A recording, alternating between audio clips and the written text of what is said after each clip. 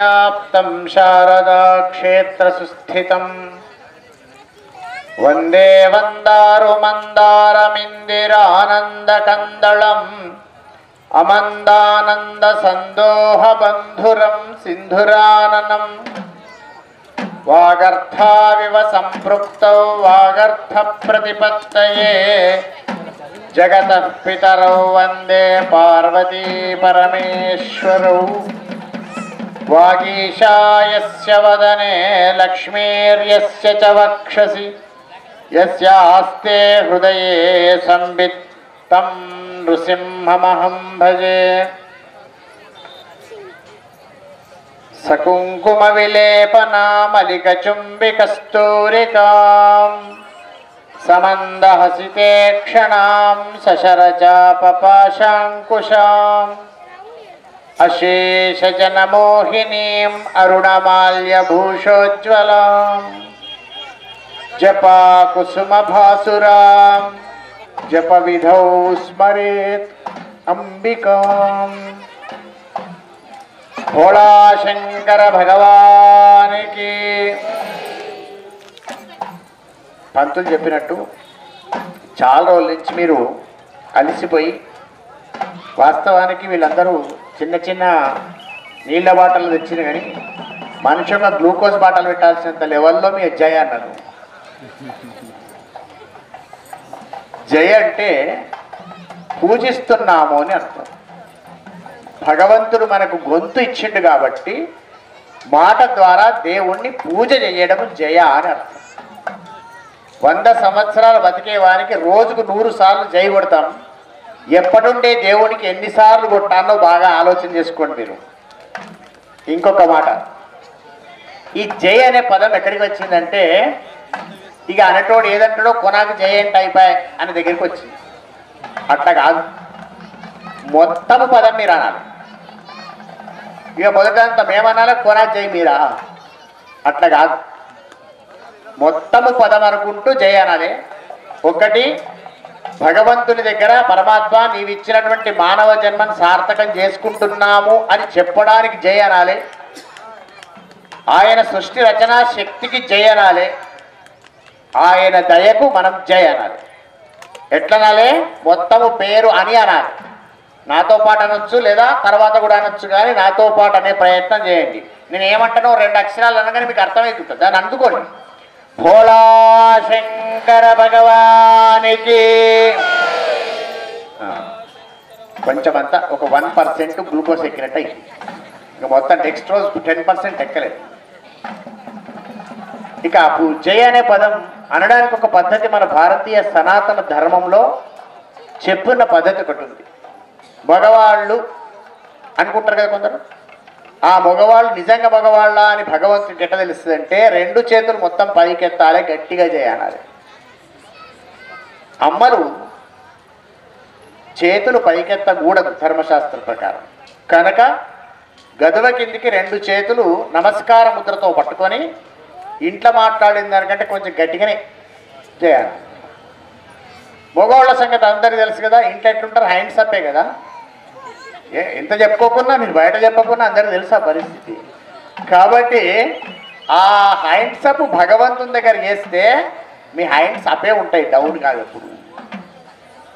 అమ్మలు గట్టిగా మాట్లాడితే ఇక్కడ గట్టిగా చేయంటే మీరు ఏది మాట్లాడినా ప్రేమగా వినిపిస్తుంది ఎదుటి వ్యక్తికి. కాబట్టి మళ్ళీ ఒక్కసారి ప్రయత్నం చేద్దాం. భోళా శంకర భగవానికి.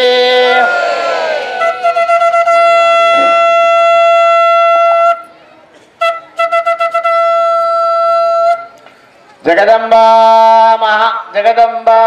మహారాజ్ఞికి. జగదంబా మళ్ళీ చెప్తా, మీకు ప్రాక్టీస్ చేయిస్తున్నప్పుడు. జగదంబా జగదంబా మహారాజ్ఞికి. 2 రోజులు ప్రాక్టీస్ కావచ్చు. మార్కండేయ భగవానికి. కొనాక్షరం కాదు, మొత్తం అనాలి. అర్థమైంది కదా? ఒకటి చల్లదనం తింటే సరిపోతుంది, మొదలు తొక్కుతోటి స్టార్ట్ చేయమా. అందుకని చెప్పి కొన కొంచెం తింటే కుదరదు కదా. ఆ తర్వాత మదనానంద సరస్వతి స్వామి భగవానికి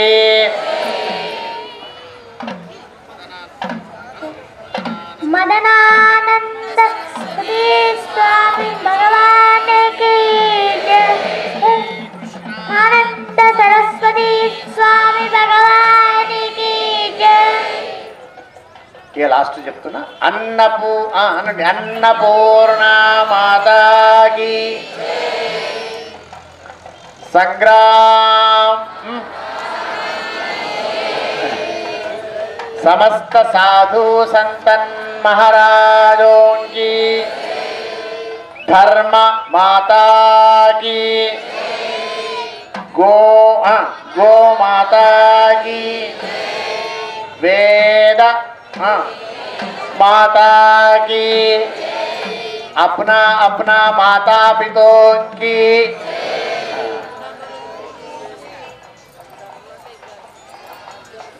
सनातन धर्म मूल भारत माता की समस्त ప్రపంచానికి ఆధారభూతమైనటువంటి అందరిలో ఉన్నటువంటి చైతన్య స్వరూపం దానికి పేరు పెట్టరాదు అటువంటి చైతన్య స్వరూపం మన నారాయణఖేడు పట్టణంలో బొడ్డురాయి మొదలు పెడితే ఇక్కడ ఇవాళ పిలిస్తే వచ్చినటువంటి దేవతల వరకు ప్రతిష్ఠితమయ్యేటువంటి శివ పంచాయతీ సహిత భక్త మార్కండేయ స్వామి వరకు వచ్చినటువంటి మహనీయులు మరియు నాయకులు మంచి అలరించిన మా సంగ్రామ్ అంతేగాక కార్యక్రమాన్ని పూర్తి బాధ్యతతో నిర్వహిస్తున్న గురురాజ శర్మ మొదలైనటువంటి బ్రాహ్మణ బృందము కార్యక్రమాన్ని మొత్తం మోస్తున్నామన్న కార్యనిర్వాహక బృందం సహకరించినటువంటి దాతల బృందం అన్నిట్లలో పనిల్లో ఒక కార్యక్రమం నిండుగా ఉండాలంటే దండిగా ముందుండేటువంటి మా మాతృమూర్తుల బృందం పనివాళ్ళు వండేవాళ్ళు తినేవాళ్ళు ఊడ్చేవాళ్ళు దేవుని మీద నెత్తి మీద పువ్వు పెట్టేవాళ్ళు నిర్మాల్యము తీసేవాళ్ళు ఇలా అందరినీ వెలిగిస్తున్నది ఆ ఒక్క దేవుడి మీ అందరినీ ఏ పరమాత్మ వెలిగిస్తున్నాడో అదే పరమాత్మ స్వరూపం నాలోపట కూడా ఉంది మనందరిలో ఉన్న భగవంతునికి నారాయణ స్మరణపూర్వకంగా నమస్కారం చేసుకుంటూ ఈరోజు చక్కగా భక్త మార్కండేయ స్వామి ప్రాంగణంలో మనం ఉన్నాం మార్కండేయుని వృత్తాంతం గురించి గోపాల్ మహారాజు గారు సంగ్రామ్ మహారాజు గారు సంక్షిప్తంగానే కానీ అర్థమయ్యేటట్టుగా మంచిగా చెప్పినారు మృకండ మరుద్వతుల కుమారుడు అంతవరకే మార్కండేయుడు అని పేరుకు వాస్తవానికి మార్కండేయుడు ఎవరు ఏమిటి ఎందుకు ఇవన్నీ చర్చకు సంబంధించిన అంశాలు కావు ఆల్రెడీ చర్చించి నిర్ణయం చేయబడ్డవలసిన అంశాలు కొన్ని ఏముంటాయంటే ఇక సందేహాలు ఉంటాయి ఇక డౌట్ ఈజ్ డౌట్ ఎప్పటికీ డౌట్ ఉంటుంది అక్కడ డౌట్ లేనటువంటి మహామునుల్లో గొప్పవాడు మార్కండేయ మహాముని అటువంటి మార్కండేయ మహామునిగా పూజింపబడడం లేదు మనం ఎందుకు పూజ చేస్తున్నాం మార్కండేయుని ఆ చివరికి ముందు పెడతారు 2 అక్షరాలు భక్త ఏమంటారండి మానుడి భక్త మార్కండేయుడు అంటారు కానీ ముని మార్కండేయుడు అన్నారా అనలేదు కదా భక్తుడైనటువంటి మార్కండేయుడు అంటే నువ్వు ఎంత సంపాదించినా ఎంత జ్ఞానం ఉన్నా ఏ జాతిలో పుట్టినా ఏమి చేసినా నీకు కావాల్సింది ఏమిటి ఏం కావాలి చెప్పండి మీరు ఇంతమంది చెప్తే విన్నారు కదా భక్తి కావాలి భక్తి లేకపోతే ఏమవుతుంది అన్నీ సున భక్తి లేని పూజ పత్రి చేటు అంతే కదా ఆత్మశుద్ధి లేని ఆచారమదియేల భాండశుద్ధి లేని పాకమేల చిత్తశుద్ధి లేని శివ పూజలేలరా విశ్వదాభిరామ వినురవేమ చిన్నప్పుడు చదువుకున్నాం మనసు శుద్ధి ఉండదు శరీరం శుద్ధి ఉండదు ఇక నేను చేస్తున్నా ఏమి చేసినా పాలు వేస్ట్, పెరుగు వేస్ట్, పత్రి వేస్ట్, నీ జీవితం వేస్ట్. కాబట్టి అందులో ఉండవలసింది ఏమిటి? భక్తి. భక్తి రావాలంటే ఏమి చేయాలి? దాన్ని భక్తిని నింపుకోవడానికి అడ్డంగా ఉన్న వాటిని తొలగించాలి. అడ్డంగా ఉన్న వాటిని తొలగించాలంటే దానికి ఒక ప్రక్రియ అవసరం, దానికి ఒక విధానం అవసరం. ఆ విధానము పేరే ఇంతకుముందే మన సంగ్రామ్ చెప్పిండు, భజన అని. భజన చేయండి, చేస్తూ ఉండండి, భక్తి వస్తుంది. మనం చేస్తూ ఉంటే వస్తుంది. ఇప్పుడు చిన్న పిల్లలు ఈ బుజ్జి ఉంది, దానికి కాకరకాయ శాఖం నేర్పాలని తల్లి ఇష్టం. మొట్టమొదటి కాకరకాయ శాఖం బ్రహ్మాండంగా రుచిగా చేస్తారు. ఓసారి మాడిపోతుంది, ఓసారి ఎండిపోతుంది, ఓసారి తిట్లు పడతాయి, ఓసారి గిన్నె మాడిపోతుంది. అన్నీ అయినాక అప్పుడు చేస్తాం. ఆ మొట్టమొదలే గిన్నె మాడబెట్టుడు తయారు కాకపోతే శాఖం ఎన్నడూ తయారు కాదు. కాబట్టి నీవు ఎలా చేస్తావని కాదు, నీవు కూర్చొని ఒక అర్ధగంట సేపు నీ మనసు ఎక్కడన్నా తిరగని భజన చేయడం ప్రారంభిస్తే నీలో భక్తి ఉదయిస్తుంది. కాబట్టి భజన ప్రారంభం చేసుకోండి. మనం భజన చేస్తలేమా? ఆ ఇంప్లిమెంటేషన్ ప్రాబ్లం పోవాలంటే మనము దృఢ సంకల్పంతో ఉండాలి. మన నిశ్చయం గట్టిగా ఉండాలి. నిశ్చయం గట్టిగా లేకపోతే కుదరదు. నిశ్చయం గట్టిగా ఉండడానికి అడ్డం ఏమున్నది? మనస్సు. మన మనస్సు అనే పదార్థం అడ్డంగా ఉంటుంది.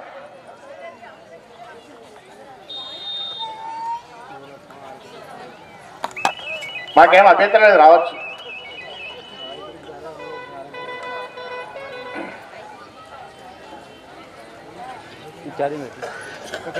ఉంటారా కొంచెం? మీరు కూర్చోగలిసేపు కూర్చోండి, వెళ్ళేటప్పుడు ప్రసాదం ఇస్తాం.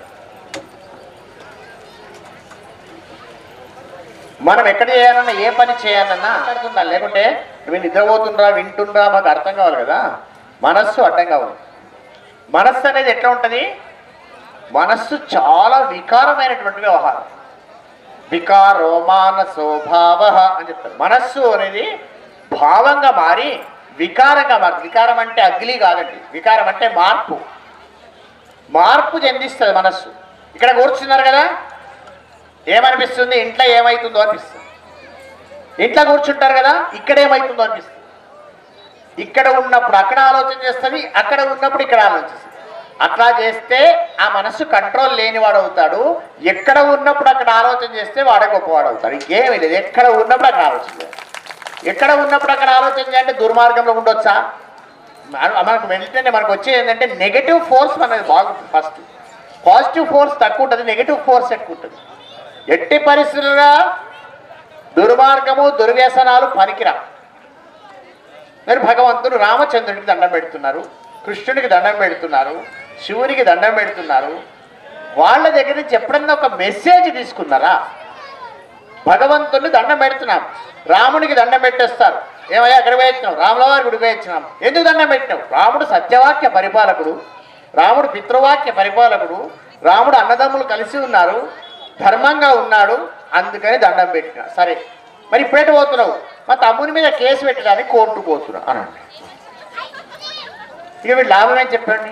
మరి అమ్మా నాన్న ఎక్కడారంటే గప్పుడే అనాథాశ్రమంలోకి వచ్చిన. ఇక వీడు రామునికి దండం పెడితేంది, గుండం పెడితే చెప్పండి ఒక్కసారి. కాబట్టి ప్రత్యక్షంగా ఉన్న పరమాత్మ స్వరూపులైనటువంటి పెద్దలకు పూజించకుండా నువ్వు ఎవరికి దండం పెట్టినా అవన్నీ గుండు సున్నా, ఎందుకు పనికి రాకుండా పోతుంది. ఏం పుణ్యం రాదు, రాసి పెట్టుకో. ఇక ఈ విధంగా చేయడానికి అడ్డంగా ఉంది మనస్సు. మనస్సు ఎట్లుంటుంది? చంచలం, కోతి వంటిది. ఆ కోతి నిప్పు దొక్కింది, నిప్పు దొక్కిన కోతికి తేలు గరిచింది, తేలు గరిచి ఇంకా ఎగురుతున్న కోతి ముళ్ళు మీద కాలు పెట్టింది, అది ఇంకా ఎగురుతుంటే దానికి దయ్యం పట్టింది. ఎట్లుంటుంది చూడండి ఒకసారి. మన మనస్సు మొదలే డేంజర్ అంటే దానికి 56 రకాల సినిమాలు, 36 రకాల వాట్సాప్లు, 70 రకాల అవన్నీ చూపించేవారు కదా, ఏమో అర్థం కాక మననే నాశనం చేస్తుంది. కాబట్టి మనను మనము కంట్రోల్ చేసుకునేటువంటి స్థితికి రావాలి. ఎవడు చేయడండి, ఎవడో వచ్చి ఏమో చేస్తున్న పాట ఉంటుండే వెనకటేదో, ఎవడు రాడు, ఏం చేయడు. ఉద్ధరేది ఆత్మనాత్మానం ఆత్మానం అవసాదయేత్. మనను మనం ఉద్ధరించుకోవాలి. దానికి ఏం చేయాలి? మనం పరిశుభ్రంగా ఉండాలి. నేను పరిశుభ్రంగానే ఉండు స్వామి, పొద్దున్న నుంచి 25 షాంపూలు 45 డబ్బాల సబ్బులు అయిపోయినాయి, నేను పరిశుభ్రంగానే ఉన్నావా? దేహము పరిశుభ్రం ఉంటుంది గంటన్నరనే, మళ్ళా తర్వాత ఫ్రెష్ అప్ రావాల్సిందే. దేహాన్ని సబ్బులతో శుభ్రం చేస్తున్నావు, మరి లోపల ఉన్నటువంటి మనస్సు భగవంతుడి దగ్గర దండం పెట్టినప్పుడు కానీ మనస్సు ఏం ఆలోచన చేస్తుందో ఆలోచన చేస్తున్నావు. నువ్వు ఒక్కసారి చూడు మనస్సు వైపు. భగవాన్ మార్కండేయ, శివభక్త మార్కండేయ నమస్కారం. ఏమి కొబ్బరికాయ తీసుకొని పోతున్నాడు, నీవు కొబ్బరికాయ పట్టుకోగానే దేవుడు గజగజగజ అడుగుతుంటాడు. ఎందుకంటే వీడు ఏమడుగుతాడో తెలియదు.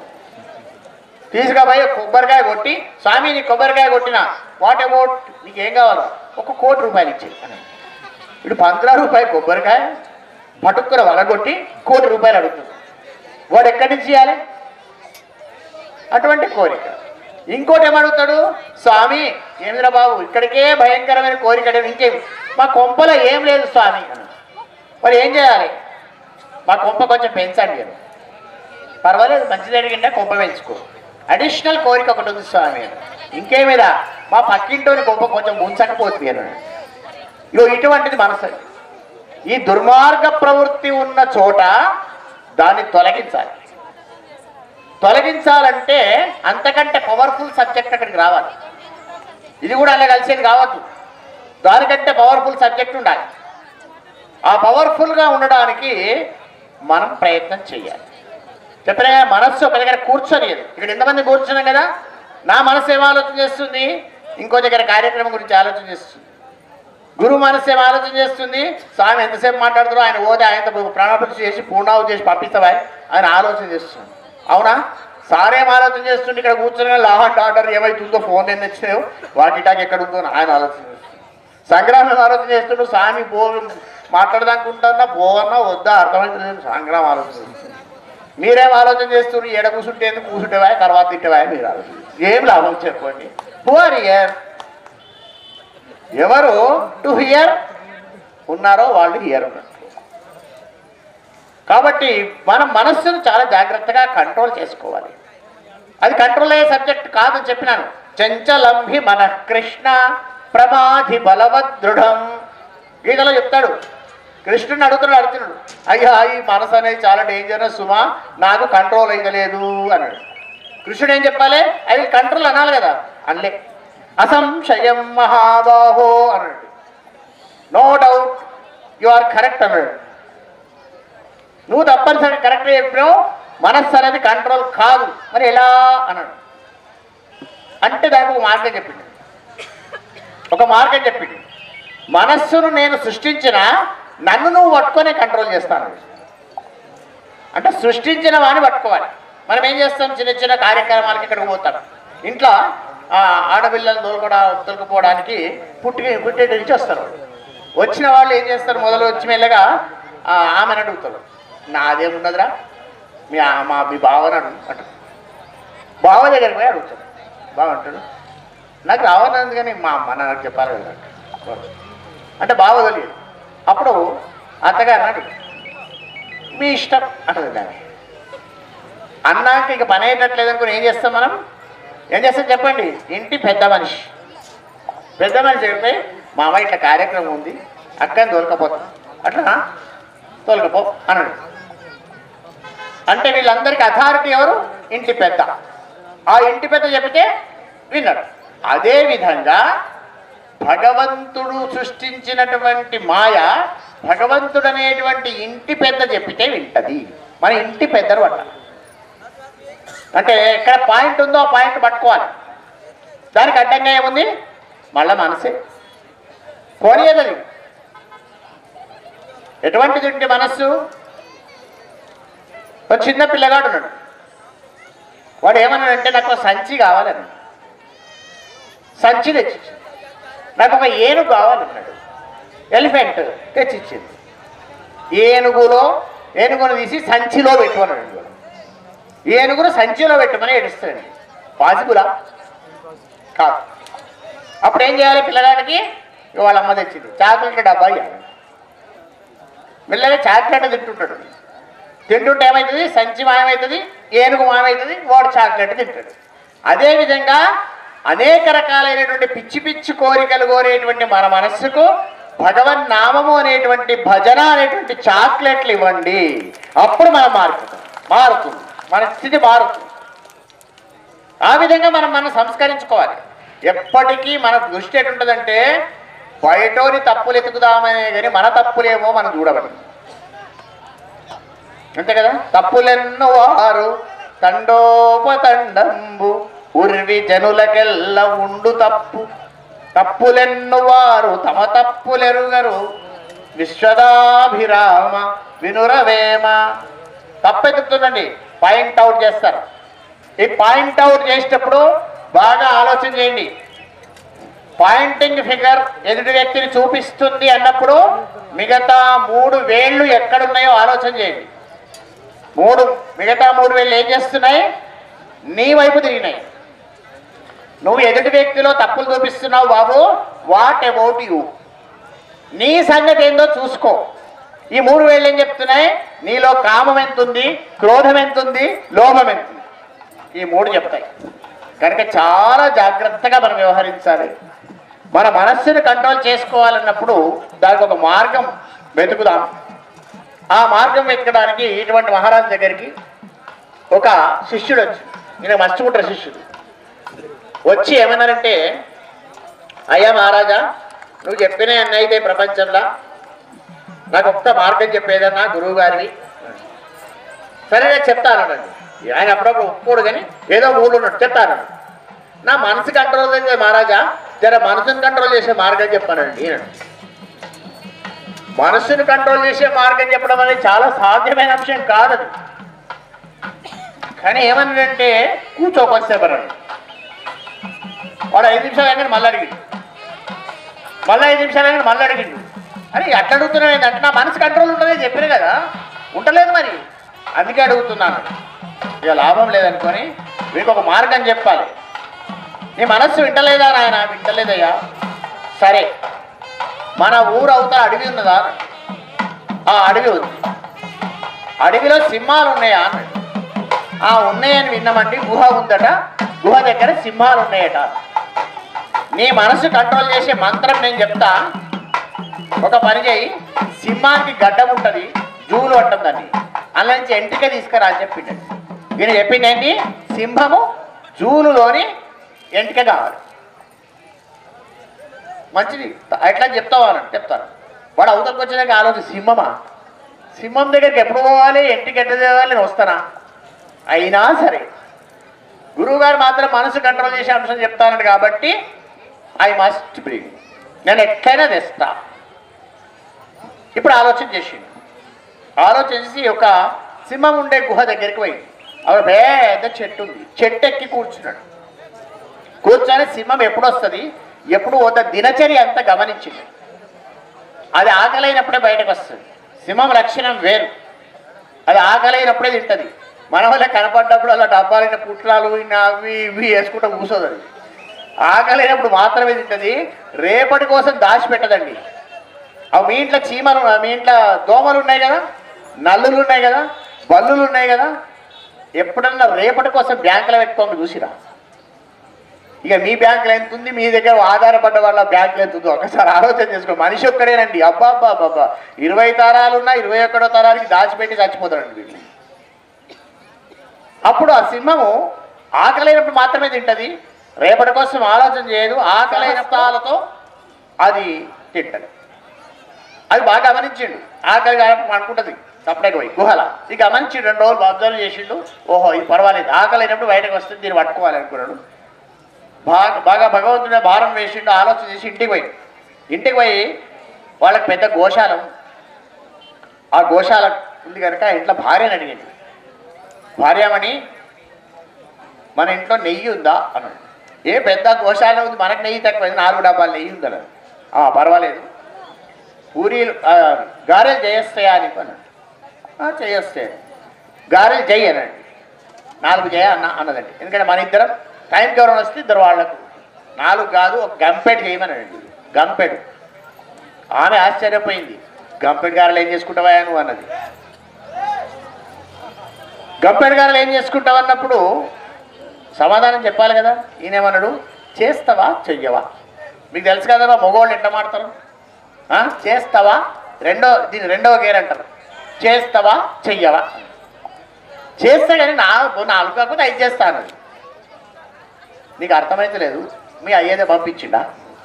అదే కదా నెక్స్ట్ వచ్చే 4th గేర్ ఏముంటుంది? మీ నాయన పంపించిండా? మా బామ్మారు తెచ్చిచ్చిండా అన్నాడు. ఇక బాగాలేదు అనుకొని ఏం చేసిండు?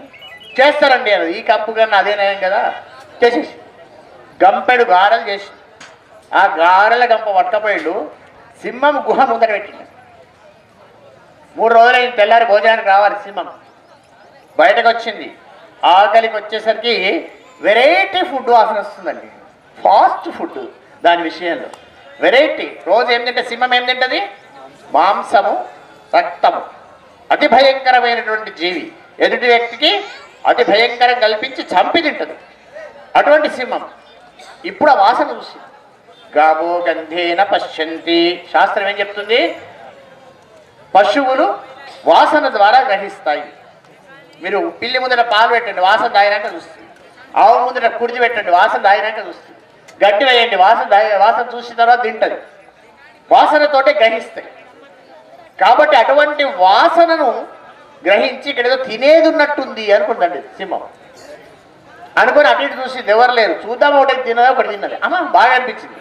తర్వాత ఎన్ని తిన్నది చెప్పండి? గంపెడి తినేసి తిన్నాక మళ్ళీ తిన్నది కదా, తప్పడకు పోయి ఒకటో అన్నది. 3 రోజులకు మళ్ళీ గంపె తెచ్చిండు. ఇంట్లో ఉన్నామెకి ఏం అర్థమైతే లేదు. గంపెడి తీసుకుపోతుండు. ఈయన ఏం చేస్తుండో ఆమెకు అర్థమైతే లేదు. 3 రోజులైంది. మళ్ళీ గంపెడి తెచ్చిండు. కొంచెం ముందు పెట్టిండు, తర్వాత చెట్టు కింద పెట్టిండు, తర్వాత 4 రోజులకు మెల్లగా దూరం పెట్టి అక్కడలో పట్టాడు. మళ్ళీ 4 రోజులకు ఏం చేసిండు? తీసుకొని వచ్చి చేతిలో పట్టుకున్నాడు. అది అందించిండు, తింటుంది. ఇంకొక 4 రోజులైంది. మెల్లగా మూతికి అందిస్తున్నాడు సింహానికి. ఈ గారె అది తింటుంది. దీనికి కావాల్సింది ఏంటి? సింహం గారె తినడు కాదు. దీనికి ఏం కావాలి? జూలులోని వెంట్రుక, మీసంలోనే ఎంట్రిక కావాలి. కాబట్టి ఆ ఎంట్రిక వీక్కున్నాడు, అవతలపడ్డాడు. వీడు చక్కగా ఎక్కడికి పోయిండు? గురువుగారు దగ్గరికి పోయిండు. అయ్యా గురువుగారు, సింహం ఎంట్రిక తెచ్చిన. ఏ చెప్పు, మనసు ఎట్లా కంట్రోల్ కావాలి? మంత్రం వేసిస్తావా? ఏం చేస్తావు? అరే ఈ మంత్రాలకు కాదురా, నువ్వు చేసిన పనే ఆలోచన చేసుకో అని చెప్పి. నువ్వు చేసిన పనే ఆలోచన చేసుకో. ఏంటిది? సింహం ఏం తింటుంది? రక్తం, మాంసం. కేసరి ఆసన్నమైన మృక్కడి మృగమును లెక్కింపగా నిజకర నఖర విదారిత హస్తి మస్త మస్తిష్కమ కోరును అనేది ఒకటి ఉంటుంది. అంటే సింహము ఏది పడితే తినదు. తన చేత చంపబడినటువంటి ఏనుగు కుంభస్థలంలోని మాంసం తింటుంది. ప్రతి దాన్ని ఇట్లా చూసి భయపట్టిస్తుంది. రక్తము తాగుతుంది. అటువంటి సింహము ఇప్పుడు నీ సింహం ఏం తింటుంది రా? నా సింహం రక్తం మర్చిపోయినట్టే ఉంది. ఇప్పుడు ఏం తింటుంది? నేతి గారెలు, అంతే కదా. మరి అటువంటి రక్తము మరిగినటువంటి, నిజంగానే రక్తము తినేందుకే పుట్టినటువంటి, మాంసం తినేందుకే పుట్టినటువంటి జీవిని నీవేం చేసినావు? మంచి సాత్వికాహారానికి మార్చేసినావు. మరి గంత పెద్ద సింహాన్ని మార్చిన వాడివి నీవు నీ మనస్సును మార్చలేవా? ఈయనేమడిగిండు? అవునయ్యా, సింహానికి నేతిగారలు పెట్టే మారింది. నేను కూడా చెప్తారా? ఆ నేతిగారలే భగవంతుని భజన అని చెప్పిండు. ఇంకేమి లేదు. ఆ నేతిగారలు ఏంటి? భజన. ఇక అప్పుడు మొదలెట్టండి. శ్రీరామ్ జయ రామ్ జయ జయ రామ్, శ్రీరామ్ జయ రామ్ జయ జయ రామ్ అని కూడా పోయిందండి. ఎందుకు? మనస్సు ఏమైంది? రా పైకి వచ్చినాక బిడ్డ నిలబెట్టి దండం పెట్టదు.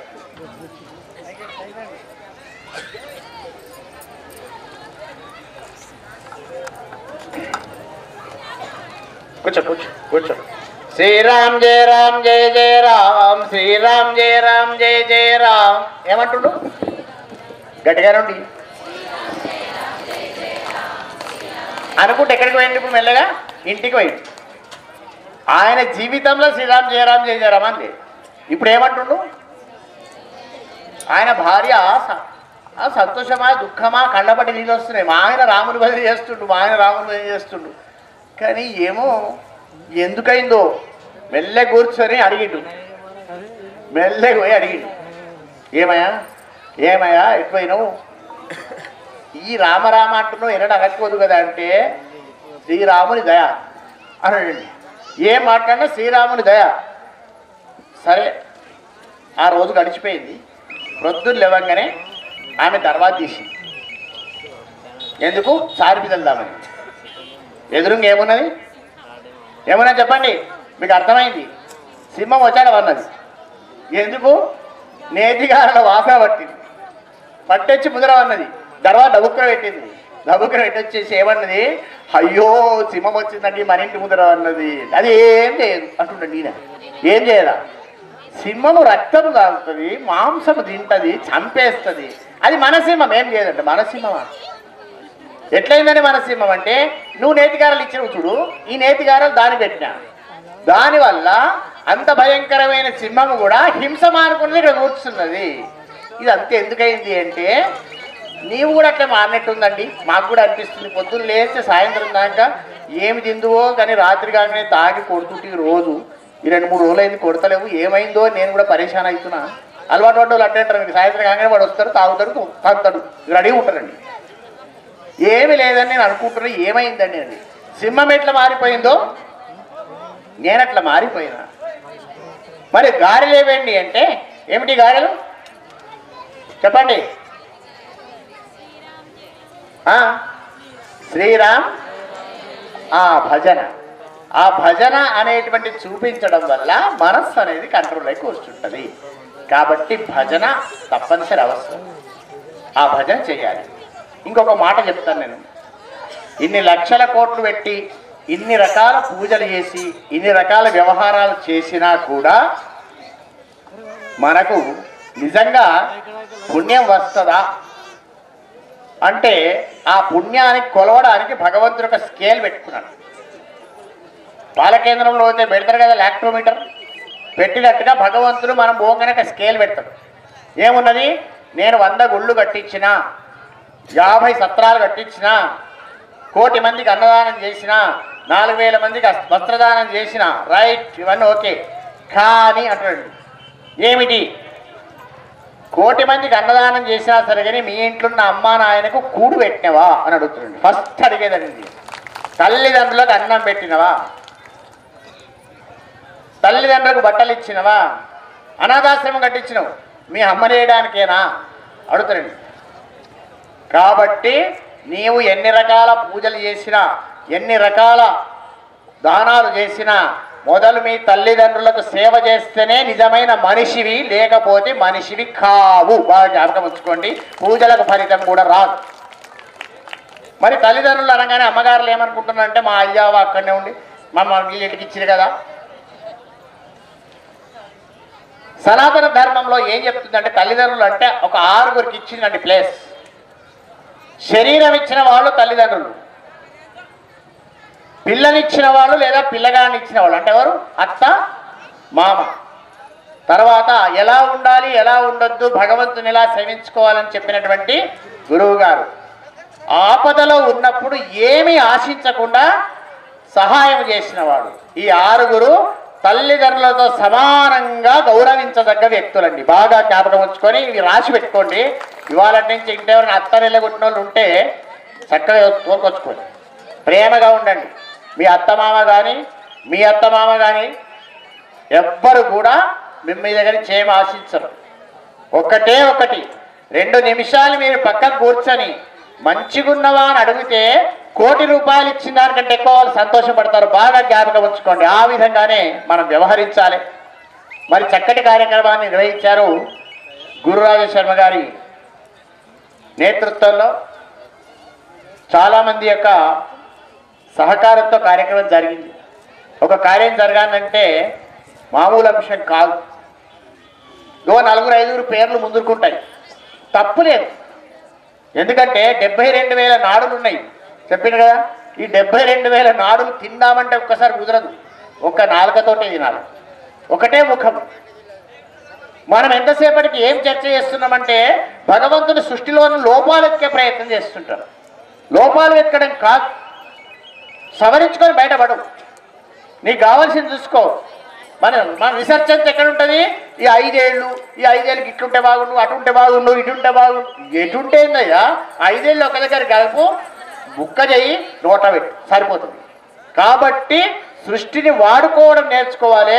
అది భగవంతుడు సృష్టించండి అనే విధానాన్ని మరిచిపోకుండా ఉండాలి.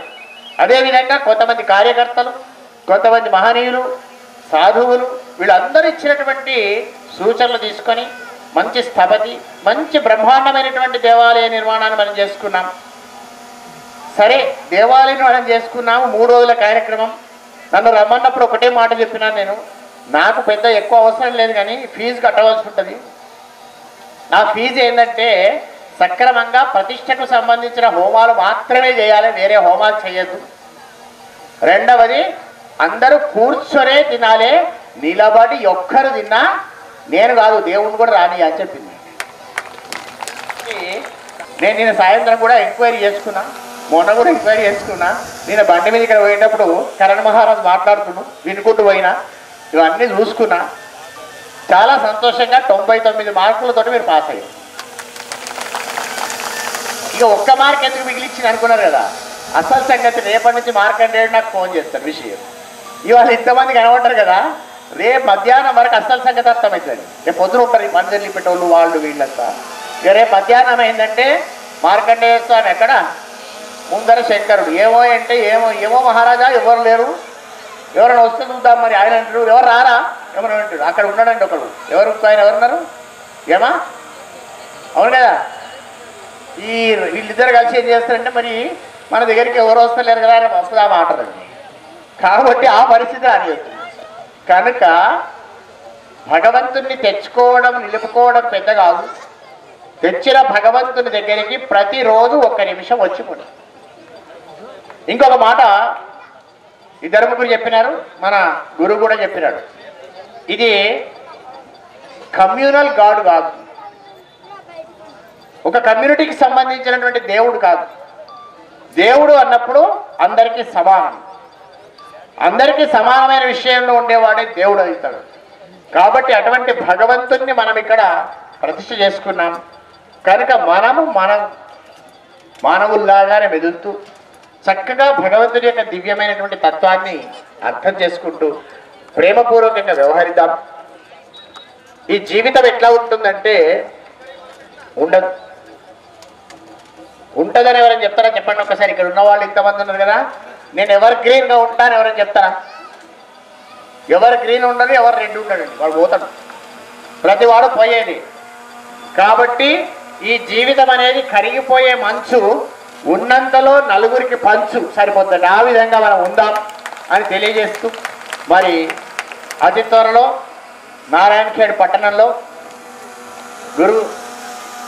గురురాజు మోహన్ శర్మ మరియు మిగతా అందరూ కలిసి మనమందరం కలిసి అతి పెద్దగా ఒక మహారుద్ర కార్యక్రమాన్ని ఏర్పాటు చేయబోతున్నాం. కాబట్టి ఆ మహారుద్ర కార్యక్రమంలో ఈ మహానుభావులందరూ వస్తారు.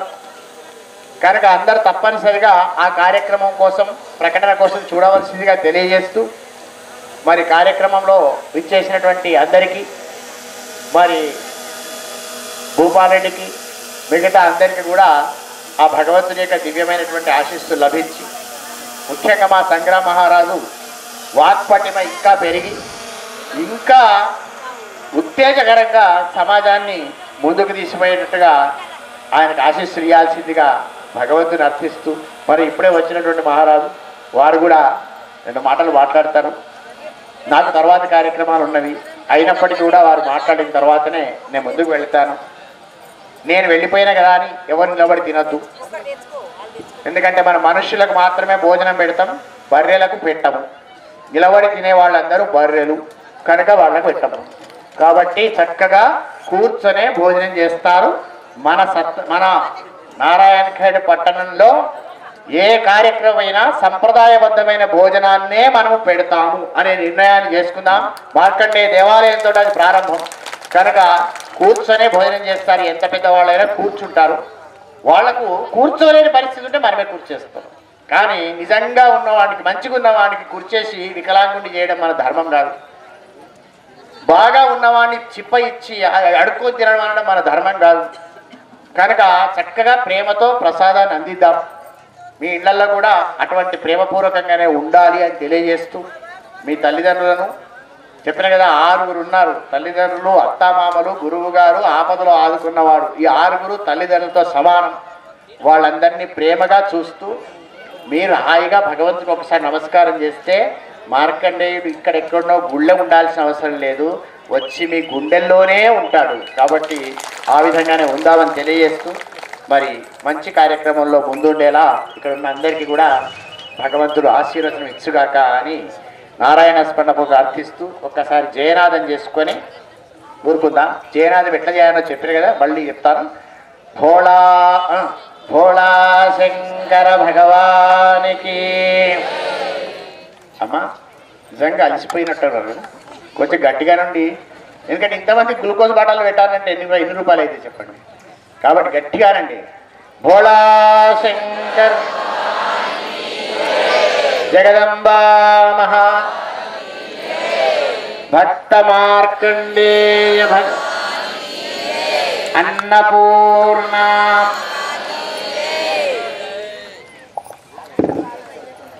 రంగంపేట పీఠాధిపతులు శ్రీ మాధవానంద శాస్త్రి గారికి పద్మశాలి సమాజం నుండి